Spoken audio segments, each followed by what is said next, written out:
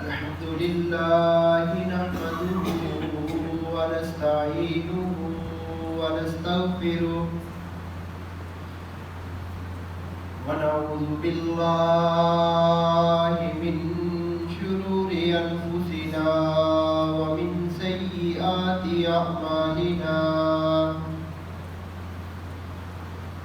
من يهده الله فلا مضل له ومن يضلله فلا هادي له وأشهد أن لا إله إلا الله وحده لا شريك له وأشهد أن محمدًا عبده ورسوله اللهم صل على محمد وعلى آل محمد كما صليت على إبراهيم وعلى آل إبراهيم إنك حميد مجيد اللهم بارك على محمد وعلى آل محمد كما باركت على إبراهيم وعلى آل إبراهيم إنك حميد مجيد قال الله تبارك وتعالى في القرآن المجيد والفرقان الحميد إن إبراهيم كان أمة قانتا لله حنيفا ولم يك من المشركين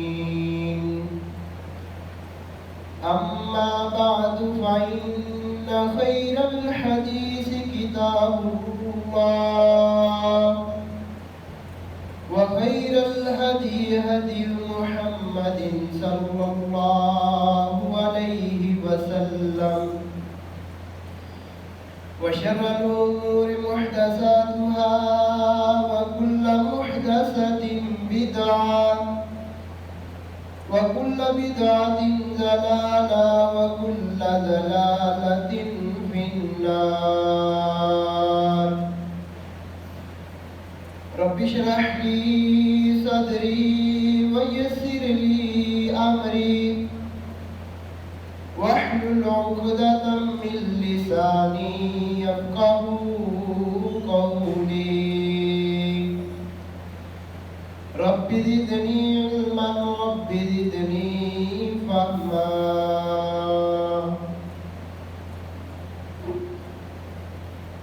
ہر قسم کی حمد و ثنا تعریفات تحمیدات تمجیدات اللہ رب العالمین احکم الحاکمین کی ذات کے لیے درود و سلام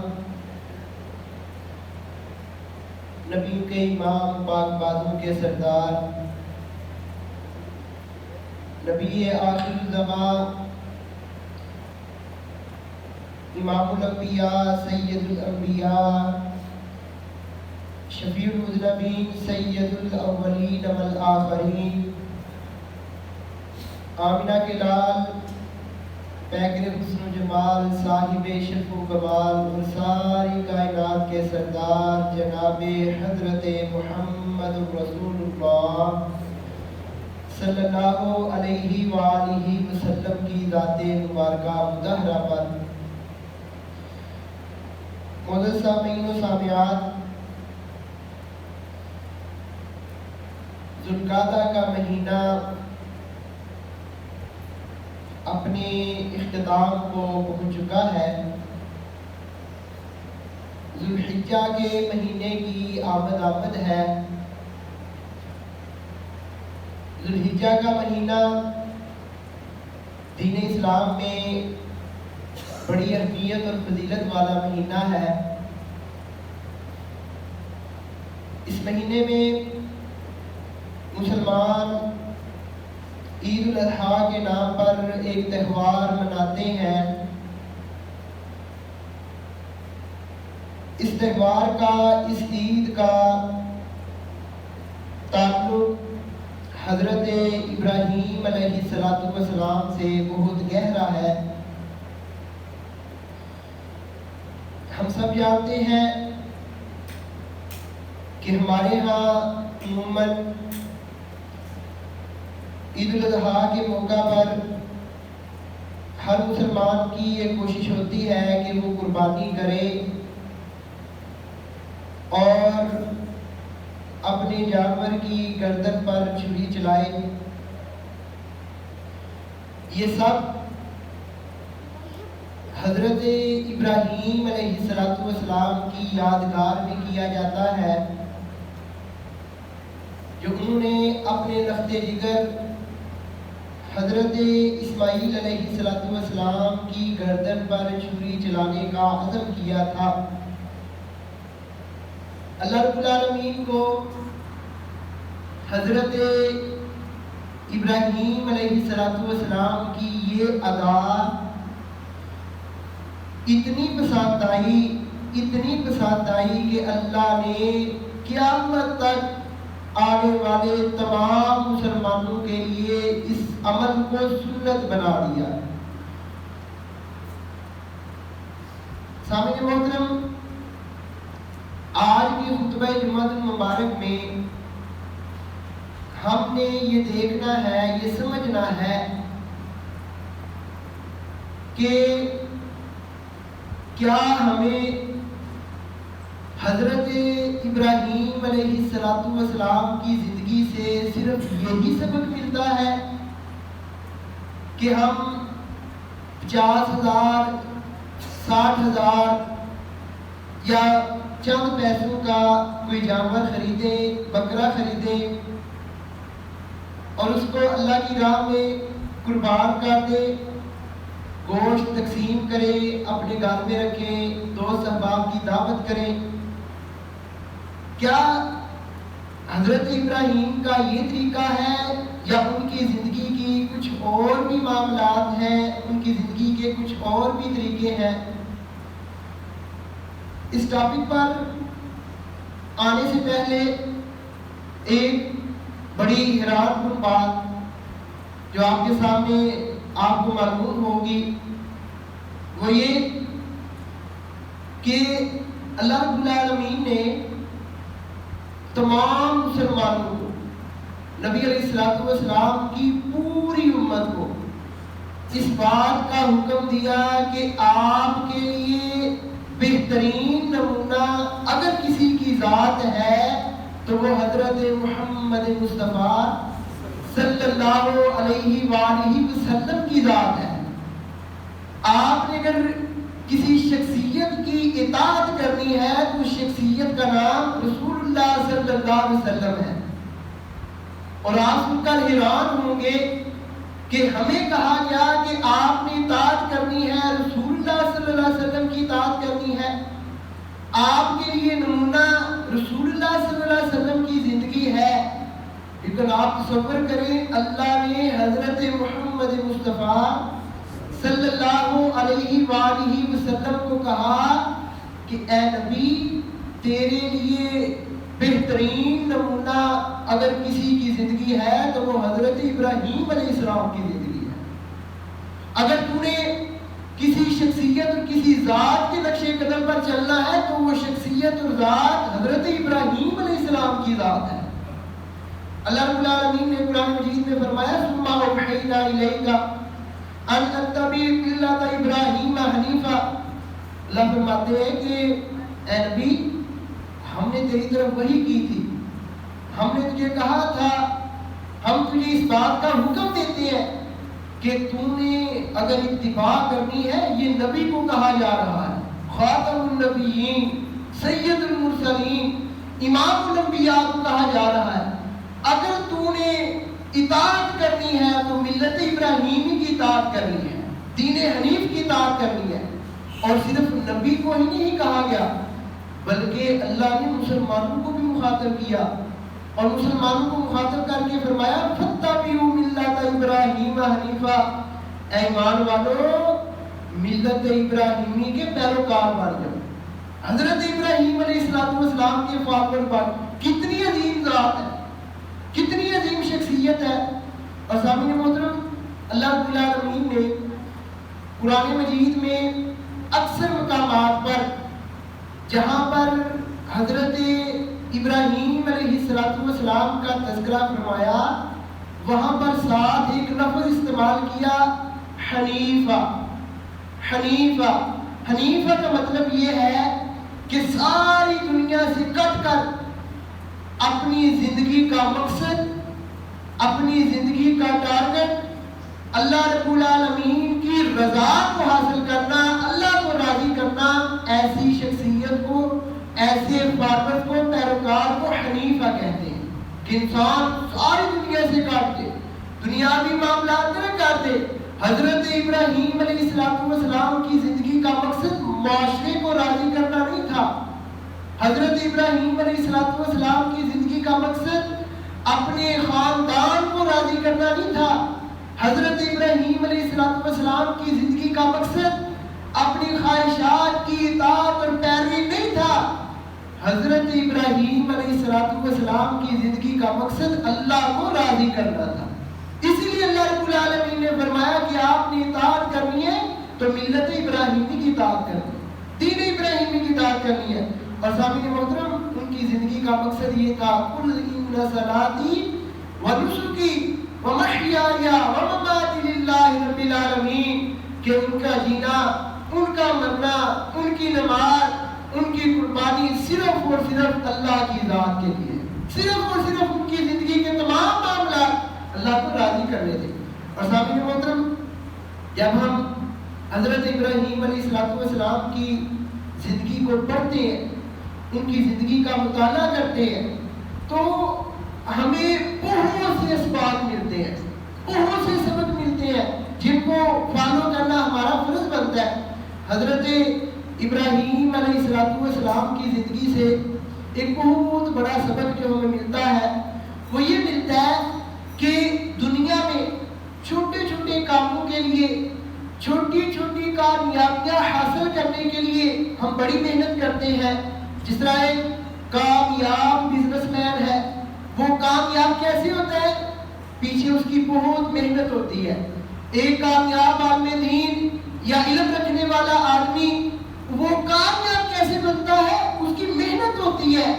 دنیا میں چھوٹے کاموں کے لیے، چھوٹی چھوٹی کامیابیوں کے لیے ہمیں اتنی محنت کرنی پڑتی ہے۔ آپ تصور کریں، اللہ کا خلیل بننے کے لیے، اللہ کا دوست بننے کے لیے کیا ویسے بندہ بن سکتا ہے؟ اس کے پیچھے بھی محنت کرنی پڑتی ہے، اپنی جان کو قربان کرنا پڑتا ہے۔ اور حضرت ابراہیم علیہ السلام نے اللہ کا خلیل اور دوست بننے کے لیے اپنی جان دینے سے بھی دریغ نہیں کیا، اپنی جان کو بھی قربان کر دیا۔ آپ نے اور میں نے واقعات سنے کہ اللہ رب العالمین قرآن مجید میں کہتے ہیں کہ ہم نے ابراہیم سے جو کچھ مانگا، جو کچھ مانگا، ابراہیم نے اپنی جان کی پرواہ کیے بغیر، اپنی اولاد کی پرواہ کیے بغیر، اپنے مال کی پرواہ کیے بغیر سب کچھ اللہ کی راہ میں قربان کر دیا، قربان کر دیا۔ اللہ رب العالمین قرآن مجید میں فرماتے ہیں ہم نے اپنے ابراہیم کا، اپنے بندے کا کئی بار امتحان لیا، کئی بار امتحان لیا، اور اللہ فرماتے ہیں کہ میرا بندہ ابراہیم ایسا بندہ ہے کہ وہ میرے ہر امتحان میں کامیاب ہوا، ہر امتحان میں کامیاب۔ اللہ فرماتے ہیں وَإِذِ ابْتَلَىٰ إِبْرَاهِيمَ رَبُّهُ بِكَلِمَاتٍ فَأَتَمَّهُنَّ، اللہ فرماتے ہیں کہ ہم نے ابراہیم کی زندگی میں کئی امتحان لیے، اسے کئی آزمائشوں میں ڈالا۔ آپ تصور کریں کتنی آزمائشیں حضرت ابراہیم علیہ السلام پر آئیں، ان کو آگ میں ڈالا گیا، جب چھوٹے تھے، چھوٹا بچہ ان کو دیا گیا، اولاد ہوئی، چھوٹا بچہ، شیرخوار بچہ، اور اللہ نے حکم دیا کہ اس کو چھوڑ آئے۔ وہ چھوڑنے کے لیے چلے گئے. پھر اس کے بعد اپنے بیٹے کو گردن پر اس کی گردن پر چھری چلانے کا حکم دیا, وہ بھی تیار. یعنی کہ جو ان کو کہا گیا انہوں نے اپنی جان کی پرواہ کیے بغیر اس کی قربانی کے لیے تیار ہو گئے. اللہ فرماتے ہیں کہ ہم نے کئی امتحانات لیے, ابراہیم ہر امتحان میں کامیاب ہوئے, ہر امتحان میں.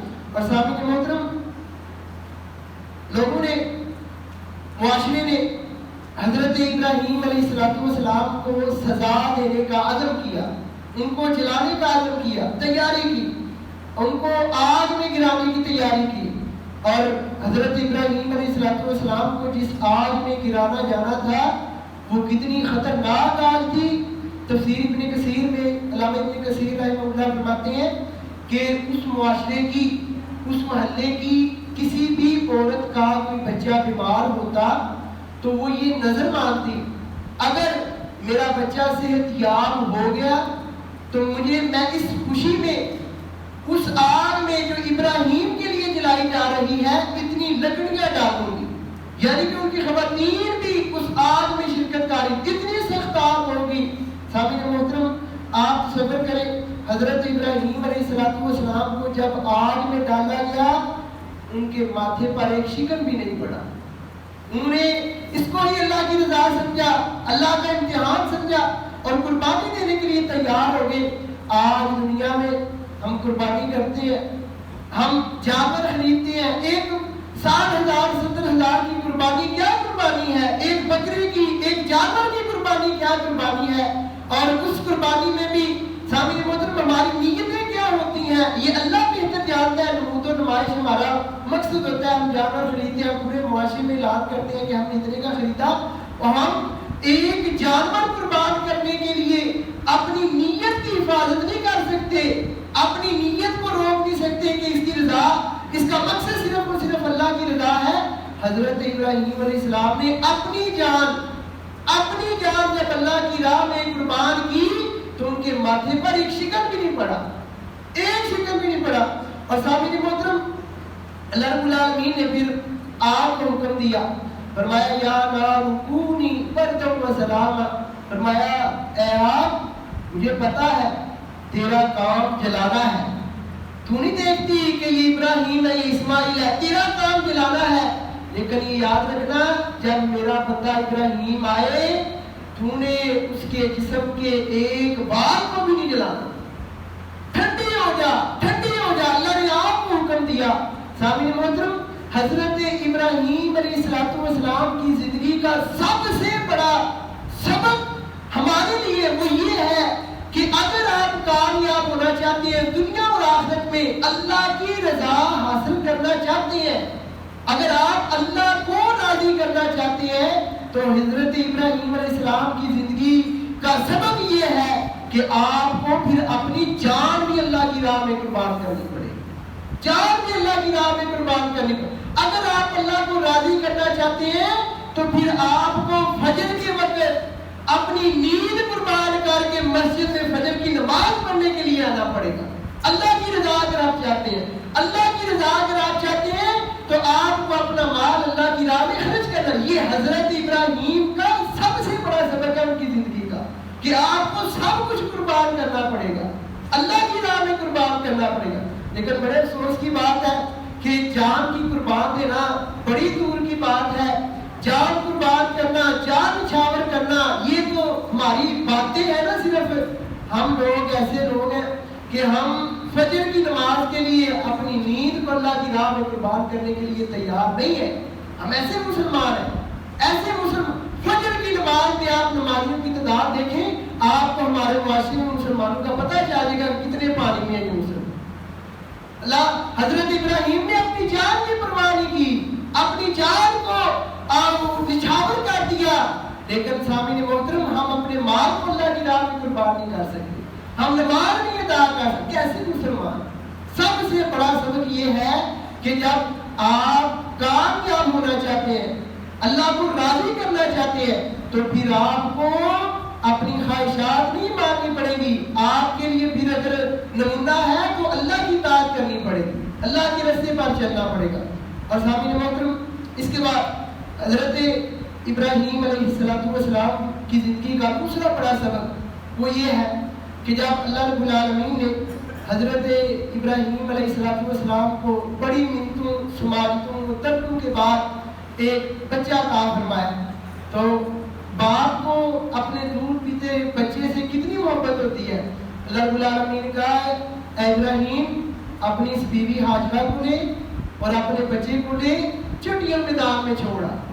آپ صبر کریں، نقشہ اپنے آنکھوں کے سامنے اپنے ذہن میں لائیں کہ کوئی باپ ایسا کر سکتا ہے کہ بڑھاپے میں اسے اولاد ملے، ایک ہی بیٹا ہو، بڑھاپے میں اولاد ملے اور اللہ سے حکم آئے کہ چھوڑا اس کو، اور وہ کیسے وہ چھوڑ کر آئے؟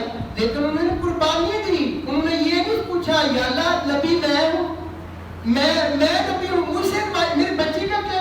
انہوں نے یہ نہیں کہا، انہوں نے فوراً اپنے بیٹے اور اپنی بیوی کو پکڑا اور چٹیل میدان میں چھوڑا۔ اللہ کی راہ میں اس چیز کی بھی قربانی دی، اس چیز سے بھی دریغہ نہیں کیا، اولاد کی بھی قربانی۔ اور حضرت ابراہیم علیہ السلام کی جو بیوی تھی حضرت ہاجرہ، انہوں نے بھی کوئی شکوہ نہیں کیا، انہوں نے بھی کوئی شکایت نہیں کی کہ اللہ کے نبی اے میرے سر کے تاج آپ نبی ہیں، اللہ آپ سے ازمائش لے، اللہ ہمیں کیوں ازما رہا ہے؟ دیکھیں نا، سوچیں تو صحیح کہ وہ بیوی ہے، وہ امتی ہے، بیوی ہے، اللہ کے نبی اس کو چٹیل میدان میں چھوڑے ہیں، پانی نہیں، انسان نہیں، چرند پرند کچھ بھی نہیں، خالی چٹیل میدان ہے، چھوٹے سے بچے کو اور اپنی بیوی کو چٹیل میدان میں چھوڑ کر آئے ہیں۔ اس کے پیچھے کیا تھا؟ اللہ کی محبت تھی، اللہ کو راضی کرنا تھا، کہ ان کی زندگی کا مقصد اللہ کی رضا تھا۔ کیسے یہ ہو سکتا ہے کہ ایک والد اپنے دودھ پیتے بچے کو چٹیل میدان میں چھوڑا ہے؟ لیکن ان کی قربانیاں تھیں، اور بیوی نے بھی شکوہ نہیں کیا۔ آج ہماری مائیں بہنیں، ہماری معاشرے کی عورتیں اگر ایک دن کھانا اچھا نہ ملے، کسی فنکشن میں پہننے کے لیے سوٹ اچھا نہ ملے، تو اپنی خامدوں کے نام گلے شکوے شروع کر دیتی ہیں، اپنی خامدوں کی نافرمانیاں شروع کر دیتی ہیں، حالانکہ ان کے پاس اتنا مال و دولت ہوتا ہے کہ جتنا اللہ کا شکر ادا کرے اتنا کام ہے۔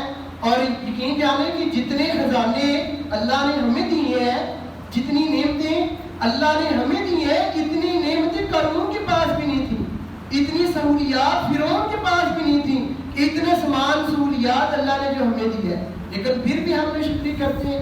اپنے شوہروں کی ہماری خواتین نافرمانی کرتی ہیں، ان کے آگے بازرگانی کرتی ہیں۔ نبی مکرم رسول معظم حضرت محمد مصطفیٰ صلی اللہ علیہ وسلم نے فرمایا، آپ علیہ السلام فرماتے ہیں دو بندے ایسے ہیں کہ جن کی نماز اللہ قبول ہی نہیں کرتا، ان کے سروں سے اوپر ہی نہیں جاتی۔ فرمایا کون سے؟ آپ علیہ السلام نے فرمایا ان میں سے پہلا بندہ وہ ہے، پہلی عورت وہ ہے جو اپنے شوہر کی نافرمانی کرتی ہے، اپنے خاوند کی نافرمانی کرتی ہے، خاوند کی ناشکری کرتی ہے، اس کی نماز اللہ کے ہاں قبول بھی نہیں ہوتی، جتنے مرضی وہ تہجدیں اور روزے رکھے، آپ فرماتے ہیں کہ اس کی نماز کی اللہ کے ہاں کوئی حیثیت نہیں۔ سوچیے ہماری خواتین کیا کر رہی ہیں، بات پہ جہاں پر بیٹھتی ہیں اپنے خاوندوں کے گلے شکوے، خاوندوں کے خلاف باتیں کرتی ہیں۔ آپ فرماتے ہیں کہ ان کی نماز اللہ کے ہاں کوئی مقابلے قبول نہیں، اور دوسرے نمبر پر وہ غلام جو اپنے آقا سے بھاگ گئے۔ اور دوسری حدیث نبی مکرم رسول معظم صلی اللہ علیہ وسلم فرماتے ہیں کہ جب میں معراج کی رات پر گیا، سفر پر گیا، تو وہاں پر مجھے جہنم کی سیر کروائی گئی، تو وہاں پر میں نے دیکھا کہ اللہ نے کچھ عورتوں کو زبان کے بل لٹکایا ہوا تھا۔ آپ سفر کریں، زبان کے بل لٹکایا ہوا تھا۔ اگر کوئی زبان کھینچے نا تو ہمیں کتنی تکلیف ہوتی ہے، اور آپ صبر کریں کہ زبان کے بل خواتین کو لٹکایا گیا تھا۔ نبی علیہ السلام نے پوچھا جبریل یہ کون سی عورتیں ہیں، ان کو کیوں سزا آ رہی ہے؟ حضرت جبریل علیہ السلام نے فرمایا یا رسول اللہ صلی اللہ علیہ وسلم، یہ وہ عورتیں ہیں جو دنیا میں اپنے خاوندوں کی ناشکری کرتی تھی، جو منہ پھٹتی، اپنے خاوندوں کی بدتمیزی کیا کرتی تھی، یہ وہ عورتیں ہیں جن کو جہنم میں زبان کے پر لٹکایا گیا ہے۔ کتنا شدید جرم ہے، کتنا بڑا گناہ ہے۔ تو ہمیشہ خواتین کو چاہیے کہ اللہ کا شکر ادا کریں اور اپنے خاوندوں کے ساتھ باوفا رہیں، ہم ہر معاملے میں ہر حال میں اللہ کا شکر ادا کریں. تو حضرت ابراہیم علیہ السلام کی بیوی حضرت حاجرہ نے آج کل کی خواتین اور قیامت تک آنے والی خواتین کو یہ سبق دیا کہ جیسے بھی حالات ہوں، جیسے بھی معاملات ہوں، ہمیشہ اللہ کا شکر ادا کریں، اللہ کا شکریہ ادا. اور اس کے بعد سامعین محترم، حضرت ابراہیم علیہ السلام کی زندگی سے جو بہت بڑا سبق ہمیں ملتا ہے، جس کا نقشہ اللہ رب العالمین نے قرآن مجید میں کھینچا. اللہ فرماتے ہیں وَاذْكُرْ فِي الْكِتَابِ إِبْرَاهِيمَ إِنَّهُ كَانَ صِدِّيقًا نَبِيًّا إِذْ قَالَ لِأَبِيهِ يَا أَبَتِ لِمَ تَعْبُدُ مَا لَا يَسْمَعُ وَلَا يُبْصِرُ. حضرت ابراہیم علیہ السلام کا اور ان کے والد کا نقشہ، ان کی گفتگو کا نقشہ اللہ نے قرآن میں کھینچا. اللہ فرماتے ہیں کہ جب حضرت ابراہیم علیہ السلام نے کہا اے میرے والد، اے میرے ابا جان، لِمَ تَعْبُدُ، آپ ان کی عبادت کیوں کرتے ہیں؟ مَا لَا يَسْمَعُ وَلَا يُبْصِرُ، جو نہ تو دیکھ سکتے ہیں اور نہ ہی آپ کی بات کو سن سکتے ہیں، ان کی عبادت کیوں کرتے ہیں؟ آپ دیکھیں، بیٹا باپ کو نصیحت کر رہا ہے، بیٹا باپ کو نصیحت کر رہا ہے. اگر والدین بھی غلط کام کر رہے ہوں، اولاد اس بات کا حق رکھتی ہے، اگر وہ سمجھتی ہے، وہ اس بات کو سمجھتی ہے، تو اولاد کا یہ حق بنتا ہے کہ والدین کو اچھے طریقے سے نصیحت کرے، اچھے طریقے سے سمجھائے. فرمایا گیا میرے ابا جان، آپ ان کی عبادت کرتے ہیں جو نہ سنتے ہیں، نہ دیکھتے ہیں، نہ بول سکتے ہیں، نہ آپ کو فائدہ دے سکتے ہیں. اب حضرت ابراہیم اللہ کے نبی ہیں، اللہ کے نبی ہیں، اور باپ جاہل ہے، وقت کا مشرک ہے، بت پرست ہے. حضرت ابراہیم علیہ السلام اپنے والد کو نصیحت کر رہے ہیں، اور کتنے احسن انداز میں نصیحت کر رہے ہیں. فرمایا کہ اے میرے ابا جان، آپ ان کی عبادت کیوں کرتے ہیں جو نہ سن سکتے ہیں، نہ بول سکتے ہیں، نہ دیکھ سکتے. کتنے احسن انداز ہے. باپ مشرک ہے، بیٹا اللہ کا نبی ہے، دعوت دے رہے توحید کی، لیکن دعوت کتنے احسن انداز میں، کتنے اچھے طریقے سے بول رہے ہیں کہ جس کا اندازہ ہم نہیں کر سکتے.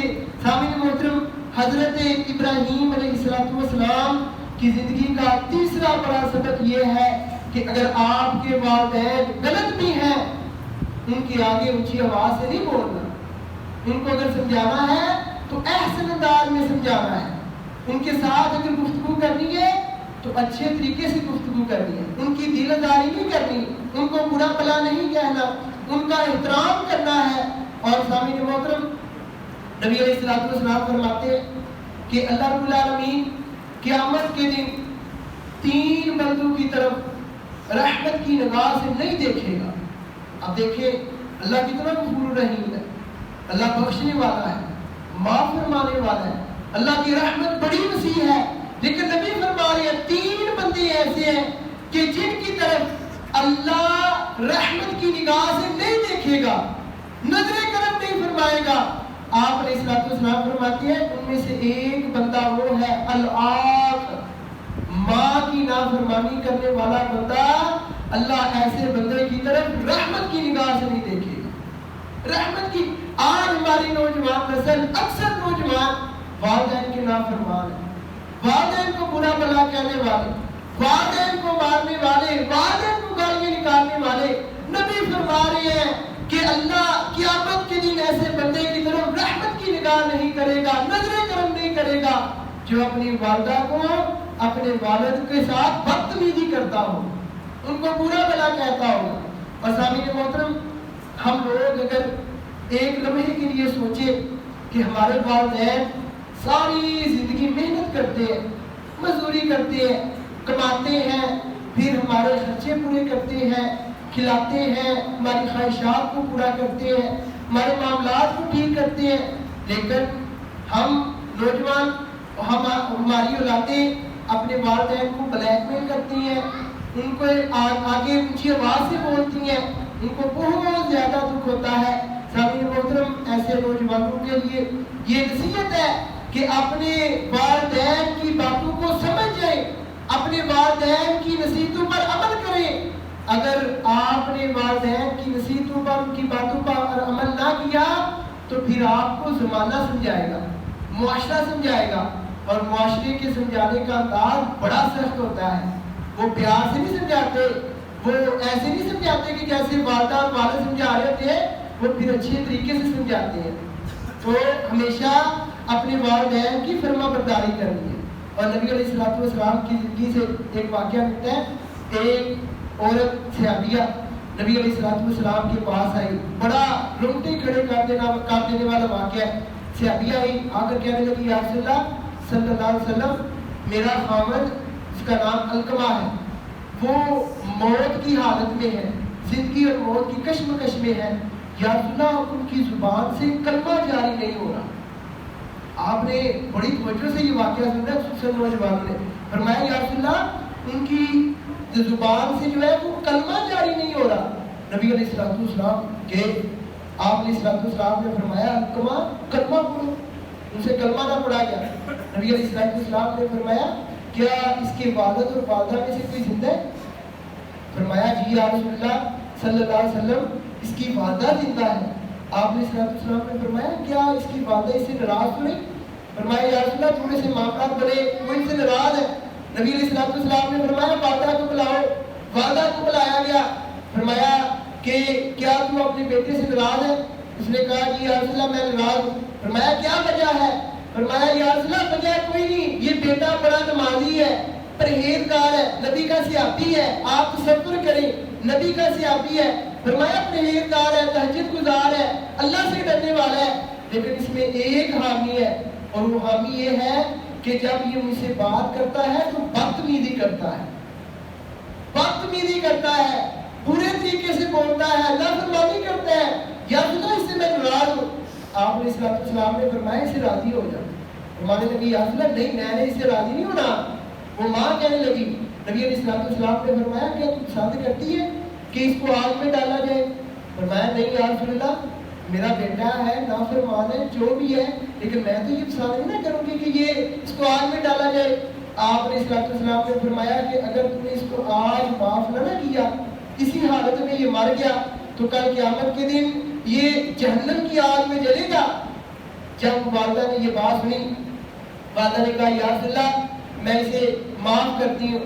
نبی علیہ السلام نے علقمہ کی طرف دیکھا اور کہا کہ علقمہ کلمہ پڑھو.